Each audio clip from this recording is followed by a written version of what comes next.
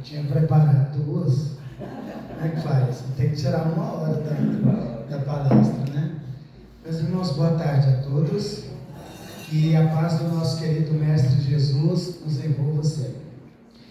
Tem uma passagem bíblica que diz assim: eis que estou à porta e bato. Aquele que ouvir a minha voz e abrir a sua porta, entrarei em sua casa, cearei com ele e ele comigo. Então nós entendemos que quem está batendo a porta é Jesus. E essa porta, ao qual essa passagem da Bíblia se refere, ela não poderia ser outra senão a porta do nosso coração. A diferença da porta do coração e a porta comum do nosso ambiente é que a nossa porta comum possui uma fechadura que abre por dentro e por fora, enquanto que a porta do coração ela tem uma chave, uma fechadura que só abre por dentro. Então, às vezes, nós estamos com Jesus, falamos em nome de Jesus, né, Natan? Caminhamos, mas em dados momentos nós nos sentimos assim muito distantes de Jesus. Será que é porque o Mestre não está se aproximando de nós? Como diz nessa passagem bíblica, ele está sempre batendo a porta. Eis que estou à porta e bato. Aquele que ouvir a minha voz e abrir a sua porta, cearei com ele e ele comigo. Jesus está nos convidando para essa ceia. Mas como essa porta que ele bate, a porta do coração, a responsabilidade de estar com Jesus não é de Eurípides Barçanufo, não é de Bezerra de Menezes, não é de Irmã Sheila, de Alta de Souza, é de cada um de nós. Somos nós quem devemos fazer o movimento, abrindo essa porta do nosso campo íntimo, da nossa subjetividade para estar na ceia com Jesus. Então que essa tarde, que esse encontro de hoje, ele signifique para nós mais um movimento no sentido de nos aproximarmos de Jesus. Todos nós que estamos aqui buscamos a paz. Todos nós buscamos aquilo que há mais de 26 séculos Sócrates ensinava, que era o nosso caminho pelo autoconhecimento para o alcance da eudaimonia, que é a felicidade. Todos nós aqui estamos buscando um pouquinho de felicidade, um pouco de paz. E o que Jesus nos diz? Que Ele nos dá a sua paz. E a paz do Mestre é uma paz que o mundo não pode nos oferecer, porque é uma paz que não está na sintonia da horizontalidade dos interesses da materialidade, mas é uma paz que transcende, onde através do processo de autoconhecimento, nós nos reconectamos com as energias cósmicas, sentimos a presença de Deus e podemos viver aí essa paz de felicidade. E o tema de hoje é pedir e obtereis. Então, nós vamos pensar hoje como é que estão os nossos pedidos. O que é que nós estamos pedindo, né, para a espiritualidade superior? Primeiro que nós, fora da doutrina espírita, fomos orientados a uma ideia de um Deus antropomórfico.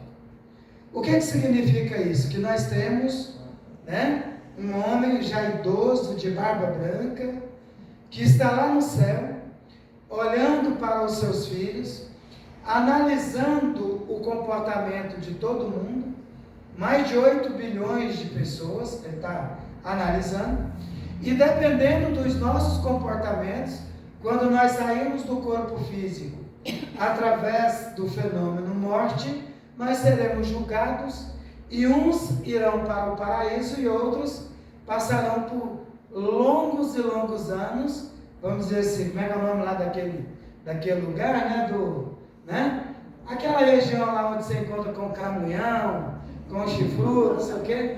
Então nós aprendemos isso. Então nos nossos momentos de dificuldade, É a esse Deus, é essa imagem antropomórfica que nós recorremos. Então nós nos acostumamos a pedir coisas para Deus como se nós estivéssemos pedindo para o nosso pai, como se nós estivéssemos pedindo assim para nossa mãe. E às vezes, nessa relação mais intimista, nós pedimos coisas para o nosso pai que são coisas boas, coisas que não nos farão bem. Pedimos coisas para a nossa mãe, né? Pedimos liberdade para exceder no açúcar quando somos crianças, não é? Na adolescência pedimos aos nossos pais liberdade para exceder nos comportamentos típicos da adolescência e por aí vai. Então nós pedimos coisas quase que irracionais. Mas a doutrina espírita, ela desconstrói essa ideia de um Deus antropomórfico. Às vezes você vê pessoas religiosas tendo uma relação com Deus, dando ordens para Deus. Senhor, opera essa maravilha agora, em nome de Jesus. Eu falo, mas ele está dando ordem para o Pai em nome do Filho. Como é que funciona? Como é que é essa hierarquia aí? Não é? Então nós percebemos que a nossa relação com o Criador, ela é muito confusa. Mas no Livro dos Espíritos, na questão de número 1, Allan Kardec ele desconstrói isso quando ele pergunta assim, o que é Deus? Aí os Espíritos dizem assim, Deus é a inteligência suprema do universo, é a causa primeira de todas as coisas. Eita, quando os Espíritos respondem isso para Allan Kardec, aí já nos cobra uma reflexão mais profunda. Porque já não dá para ter aquela ideia de que ele está aqui, eu estou aqui, eu vou pedir, vou mandar, e as coisas vão acontecer de um homem para um ser antropomórfico, que é um Deus com a imagem e semelhança do homem. Então, filosoficamente, nós já assumimos o desafio da expansão da consciência. Então, vamos pensar o seguinte aqui. Você tem uma criança de 5 anos de idade, que de repente essa criança, ela vê você acendendo a chama do fogão. É tão bonito aquilo, né? Você aperta lá no isqueiro, ou no acendedor, aí de repente sai uma faísca, sai um fogo, você coloca ali na chaminha do fogão, e aí acende-se uma chama. De uma centelha, a coisa aumenta para uma chama. Aí a criança vê aquilo, acha bonito, e fala assim, eu quero brincar com isso. E vai lá e pede para a mamãe, pede para o papai, o isqueiro. E ela sobe num banquinho, vai lá e liga a chama do gás ali, né? E aí de repente ela vai brincar com aquilo ali. O que o adulto deve fazer na visão de vocês? Ele deve entregar o isqueirinho para a criança e deixar a criança ligar ali o gás e ficar brincando? O que vocês acham? Um pai consciente, uma mãe consciente deixa, não é verdade? Hã? Uma avó, não? Não? Então veja só, e se você não der o isqueirinho para a criança brincar com o gás, o que ela vai fazer? Ela vai chorar, ela vai dar birra, ela vai ficar extremamente chateada. Então, às vezes, né, a inteligência suprema, ou seja, a inteligência maior, ela nos dá exatamente aquilo que nós precisamos, aquilo que é necessário e aquilo que é racional para o nosso desenvolvimento ao longo da nossa caminhada. Eu cansei de pedir a Deus ao longo da vida para que Ele me orientasse nos números da Mega Sena. Eu pedi em público, eu pedi na intimidade, né? Eu cheguei até a falar num determinado momento da vida, se tem algum espírito que é contra a minha evolução, então me dê essa prova, me indique os números, né? Porque eu prefiro passar pela dificuldade de rico do que nessa labuta que a gente vive. Vamos lá, eu tenho certeza que vou fazer a coisa certa, mas nunca veio. Então vamos pensar o seguinte, nós somos reencarnacionistas. Quantas e quantas vezes ao longo dos milênios nós tivemos com poder, nós tivemos com muito poder financeiro, poder no campo da oratória, poder político. E quantas vezes esses poderes foram motivos das nossas quedas? Se nós voltarmos a 300 anos atrás, onde é que nós estávamos? Será que nós não éramos um senhor de engenho? Será que nós não éramos daquelas pessoas que acreditávamos que através da escravidão tínhamos poderes reais sobre a vida do nosso semelhante? Então a inteligência suprema do universo só nos proporciona aquilo que realmente é necessário para o nosso processo de desenvolvimento espiritual. A inteligência suprema do universo, por mais que nos entregamos às solicitações, nós só obteremos aquilo que é importante para a nossa evolução espiritual. Aí a doutrina espírita, através do Evangelho, diz assim, que a fé verdadeira é aquela que é capaz de encarar a razão face a face em qualquer época da humanidade. Mas por volta de 1640, um grande pensador europeu, ele já dizia assim, que o coração tem razões que a própria razão desconhece. Esse homem era Pascal. E o que ele queria dizer para nós com essa fala filosófica? Ele queria dizer que existem razões que partem do coração, que são sentimentos. E quando se trata de sentimentos, a razão desconhece. E a doutrina espírita, ela chega exatamente para que você possa neutralizar as razões do coração que a razão desconhece. Porque Allan Kardec propõe a doutrina espírita como uma doutrina filosófica. E Aristóteles diz que filosofia implica no abandono do senso comum e no despertar da consciência crítica. E isso só é possível pela capacidade do pathos, que é a capacidade de espanto e de indignação do ser humano. Então a grande questão é como é que nós estamos nesse mundo?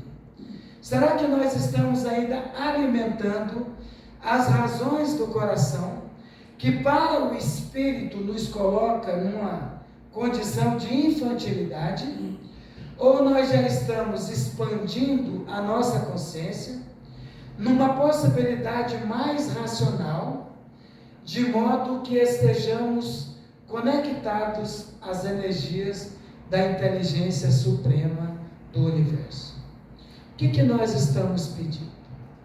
Jesus, ele diz assim: vinde a mim todos vós que estáis cansados e sobrecarregados, e eu vos aliviarei. Tomai sobre vós o meu jugo, e aprendei de mim, que sou manso e humilde de coração, e encontrarás o repouso para as vossas almas. Porque o meu jugo é leve e o meu fardo é suave. Será que tem alguém aqui que não está cansado? Aquele que ainda não está cansado, levanta a mão. Todo mundo cansado, não é verdade? Mas cansado de quê? Como diz Jesus, cansado da agressividade, cansado da mentira, cansado dessa fome e sede de espírito que nós temos, cansados de acreditar que nós detemos o poder, que nós somos melhores do que as outras pessoas, cansados do orgulho, cansados do egoísmo. Aí Jesus nos convida: se você está cansado disso, vinde a mim, porque a minha paz eu vos dou e o mundo não a vou dar. Aí ele fala assim: aprendei de mim, que sou manso e humilde de coração, e encontrarás o repouso para as vossas almas. Vamos lá, Fernando? A palestra é líder musical, gente. Daqui a pouquinho. A gente...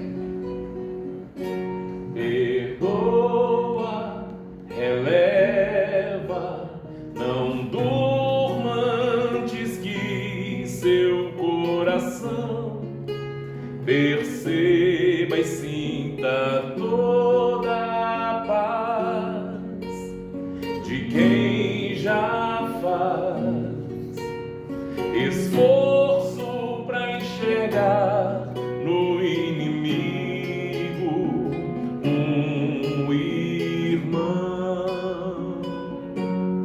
Perdão acalma, serena a alma, rejuvenesce, fortalece a boa vibração.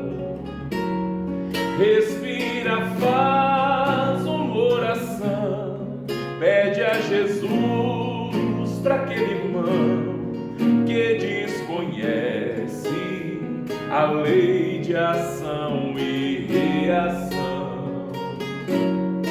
Respira, faz uma oração, nada te acontece em vão.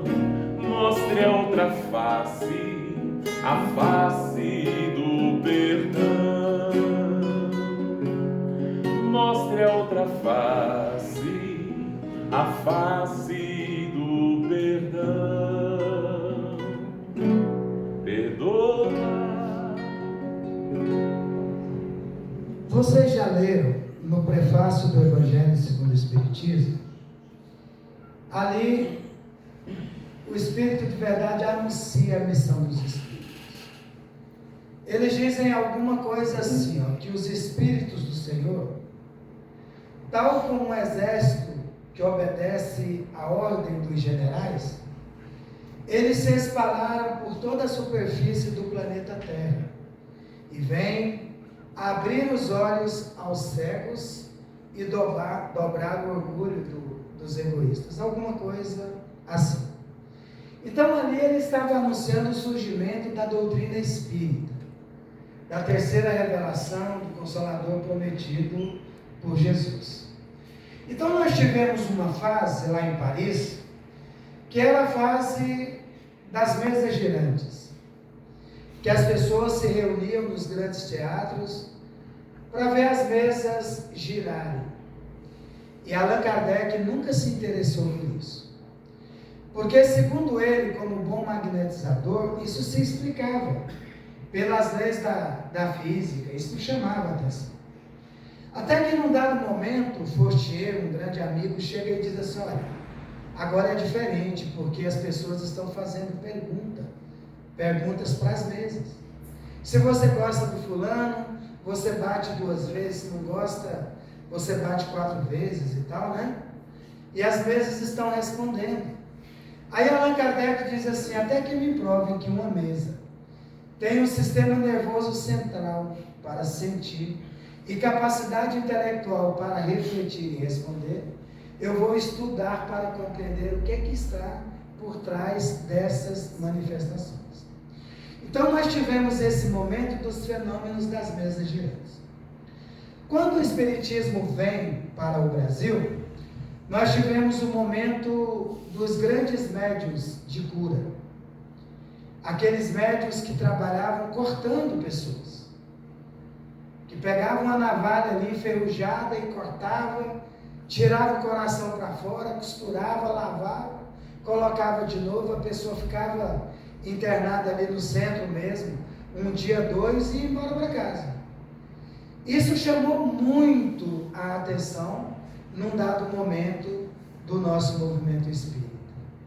Depois nós entramos num tempo da psicografia. A psicografia específica de Chico Xavier, que chamou muito, mas muito a atenção. Mas a bandeira da doutrina espírita, na visão dos espíritas, sempre foi a caridade. E nós sempre entendemos uma parte forte da caridade com realizações materiais. Então, uma coisa sagrada no centro espírita, talvez até maior, mais forte do que o nosso compromisso com a reforma íntima, era fazer a sopa, né?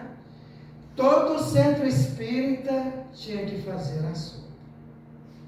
Aí depois de um determinado tempo, a sopa, né, já não estava assim tão em moda, e aí nós começamos a distribuir jantinhas, né? Aí hoje está muito assim na onda, vamos distribuir jantinhas, vamos fazer isso. Tá? E quando você pergunta para as pessoas o que é isso, né? A pessoa diz assim, não, é porque nós espíritas devemos praticar a caridade. Mas aí Allan Kardec, na questão 886 do Livro dos Espíritos, ele diz assim, qual é o verdadeiro sentido da palavra caridade, tal como entendia Jesus? Será que eles respondem que é fazer sopa? Que é entregar alimentos, que é dar a cesta, que, né? Os Espíritos dizem assim, benevolência para com todos, indulgência para com as imperfeições alheias e o perdão das ofensas. Olha a sintonia, né? Da música que você colocou para nós aqui. Mas perdoar o outro passa primeiro pelo auto-perdão. Tá? Pelo auto-perdão. Tem pessoas que cometeram erro e convivem com a culpa.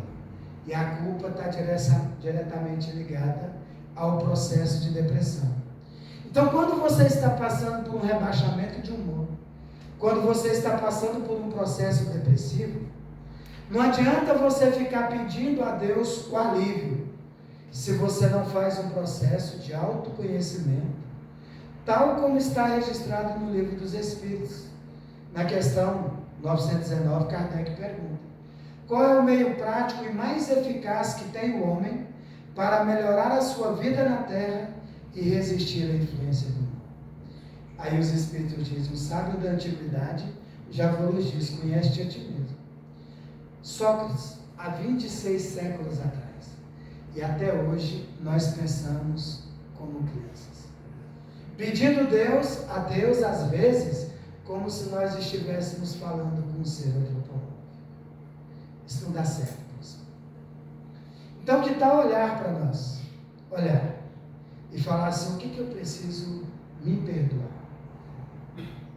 Para me desligar das influências maléficas de espíritos que querem nos possuir para provocar a nossa queda. Emmanuel nos diz que para cada encarnado nós temos 4 desencarnados. E nós nos ligamos aos espíritos pelas nossas energias mentais, pelo nosso sentimento, pelo nosso comportamento. Quem são os nossos companheiros? Então, antes de pedir a Deus, nós precisamos olhar para nós mesmos. Ah, mas eu já estou com 70 anos, ou ainda estou com 16, ou 17, ou 20 anos. O importante é saber, é que a nossa vida passa no minuto. Na introdução da Gênesis, Allan Kardec, ele fala assim, se séculos e séculos são segundos diante da eternidade, o que será então uma existência? Nada. Num dado momento você olha no espelho, a sua barba está branca, seu cabelo caiu, apareceram algumas marcas de expressão, você vai lá, faz preenchimento, tox, não sei o quê, dá certo até um determinado tempo. Depois, tá? O que nós estamos fazendo da nossa vida? Quando você vai buscar regressão, Fernando, a grande maioria das pessoas chegam para mim e dizem assim, descobri que eu fui um príncipe francês. Foi a causa da minha queda. Eu fui um rei na Espanha. Eu fico pensando assim, mas pobre não desencarna. Eu não reencarna, né? Eu nunca ouvi alguém chegar e falar assim, minha última existência foi lá em Aparecida de Goiânia. Você tocou ali na Azul. Não. Só em Paris, na França, em Mônaco, não sei o que, na Alemanha. E quando surge uma que foi prostituta, era do reino. Não era qualquer. Não era dali, não. Era, entendeu?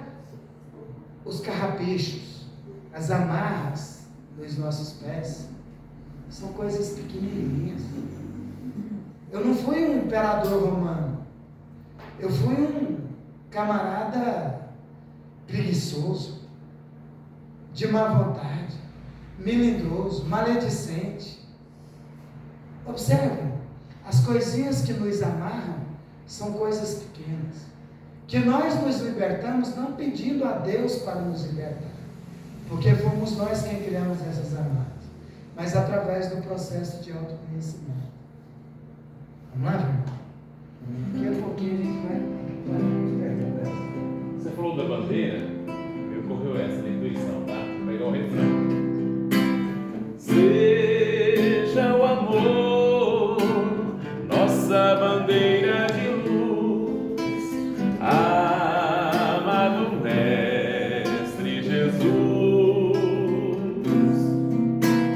Seja o amor nossa bandeira de luz, amado Mestre Jesus. Do início, canta comigo, vai. Agradecemos, Senhor, Senhor, estes momentos de paz, que nos sentimos aqui, em vibrações fraternais, na estrada da vida, conduz-nos ao bem, na alegria ou na dor. Vamos juntos. Seja o amor nossa bandeira de luz, amado Mestre Jesus. Seja o amor nossa bandeira de luz, amado Mestre Jesus. Na proposta de oferecer uma bandeira de luz, na cidade de Rivo Torto, na Itália, no tempo de Francisco de Assis, esse grande mestre do cristianismo, ele pedia que os seus discípulos, que ele chamava de frei, à medida que a pessoa se formava na doutrina de Francisco de Assis, do cristianismo, ele se tornava um frei. Então ele era chamado de frei e tal, por aí vai.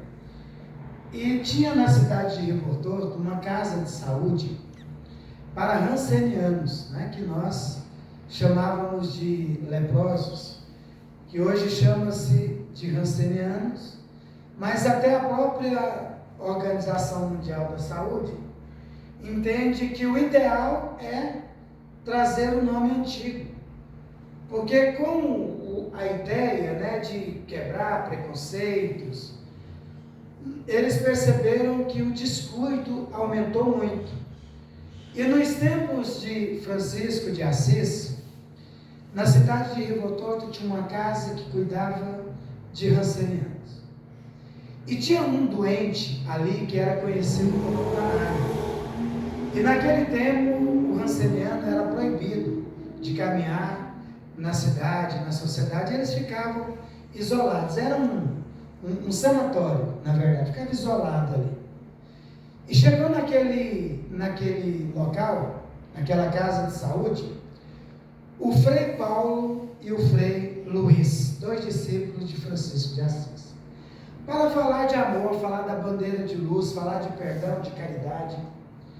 E deu certo, à medida que eles iam passando assim nos quartos, naqueles pavilhões, até que num dado momento eles começaram a conversar com esse homem, com o corpo carcomido pela lepra, e o homem totalmente diferente. De repente ele olha assim para o Frei Paulo e fala assim: é fácil para você falar de Jesus, é fácil falar do reino de Deus, uma vez que você está com o seu corpo perfeito. Eu queria ver se você era homem suficiente para falar desse seu Deus, se ele tivesse marcado a sua vida com essa lepra que acaba com o meu corpo físico. Saia de perto de mim, o seu Deus não me interessa. E eles tentavam argumentar dizendo assim: mas foi o pai Francisco de Assis que pediu para que estivéssemos aqui falando com você. E o Tanário dizia assim: quem mais? Esse tal Francisco aí não passa de um folgado, porque ele fica lá de longe mandando vocês vir aqui falar. Por que ele não vem? medinho de pegar lepra. O que ele manda? Aí o Frei Paulo não aguenta, nem o Frei Luiz. Pegou o Tanário totalmente doente, jogou nas costas, saiu com ele ali nas costas, no ombro, pela cidade e levou lá na casa onde estava Francisco de Assis. Naquele momento, Francisco de Assis, ele olhou para aquele doente, olhou para os discípulos e disse assim: mas vocês não poderiam fazer isso. Isso é contra as regras, as leis da cidade. Mas ao mesmo tempo ele cai em si, pede para pegar uma bacia de madeira, que a gente chamava de gamela antigamente, né? E jogou uma água ali dentro e pediu que eles fossem buscar pétalas de rosas e jogassem ali. E à medida que Francisco de Assis colocava aquele homem dentro daquela bacia, ia dando um banho nele. E os discípulos iam cantando hinos em louvor a Deus. Quando terminou aquele momento de prece que Tanário levanta, ele estava com seu corpo saudável, perfeito. A partir daquele momento, ele deixa de ser Tanário e passa a se chamar Aprígio, muito conhecido como Frei Aprígio. Mas o Frei Aprígio, ele tinha uma particularidade.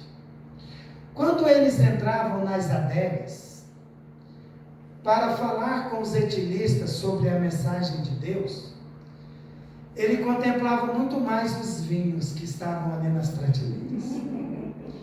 Ele chegava próximo das pessoas bebendo, quase que pedindo um gole.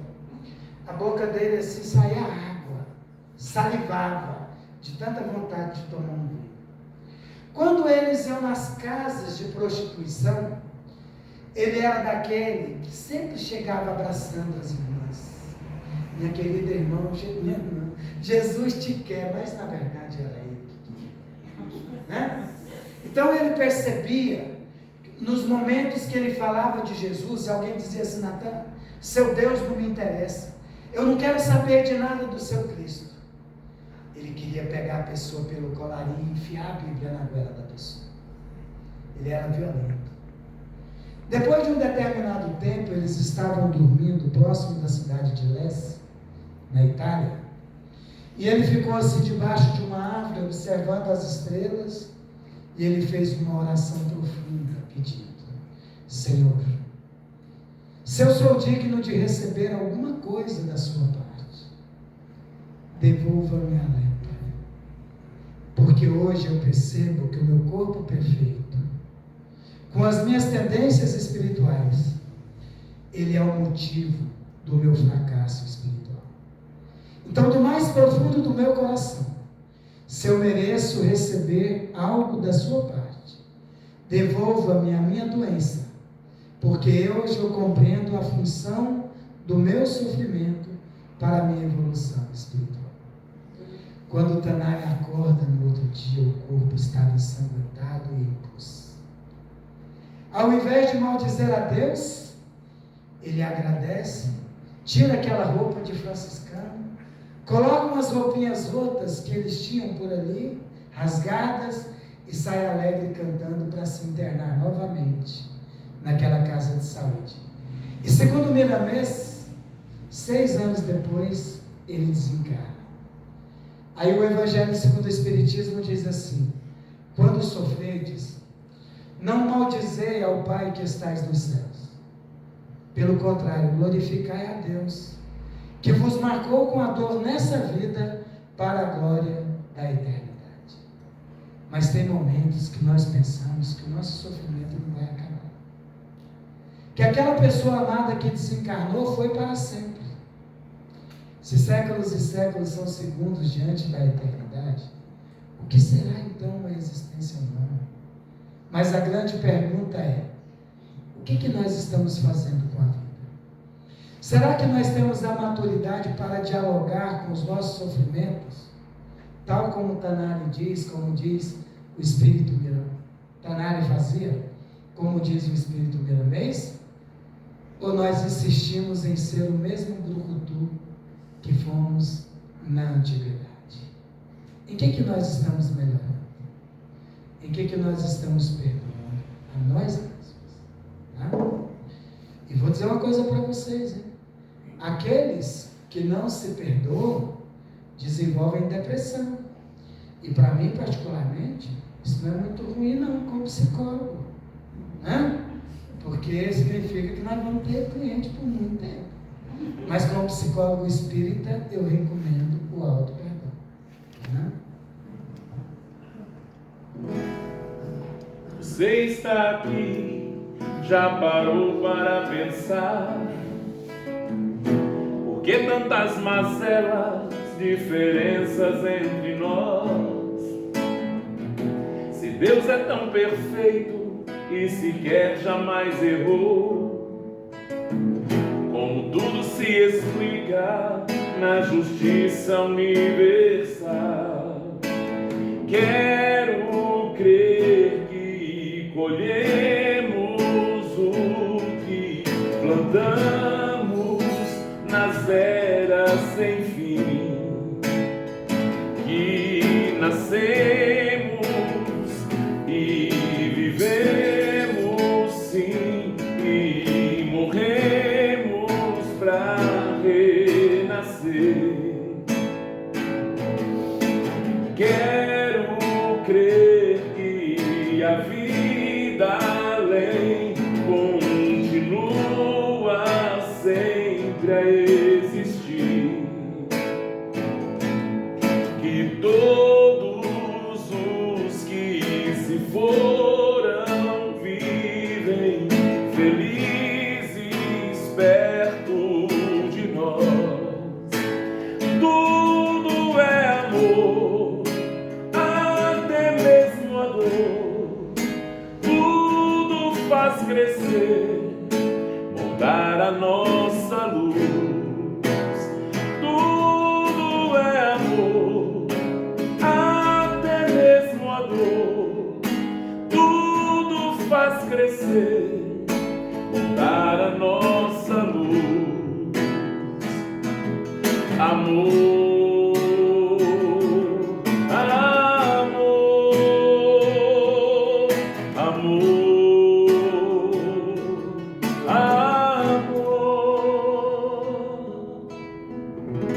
Então, se fôssemos para sintetizar a compreensão que o Tanali adquiriu, nós poderíamos dizer que tudo pode ser resumido nessa música.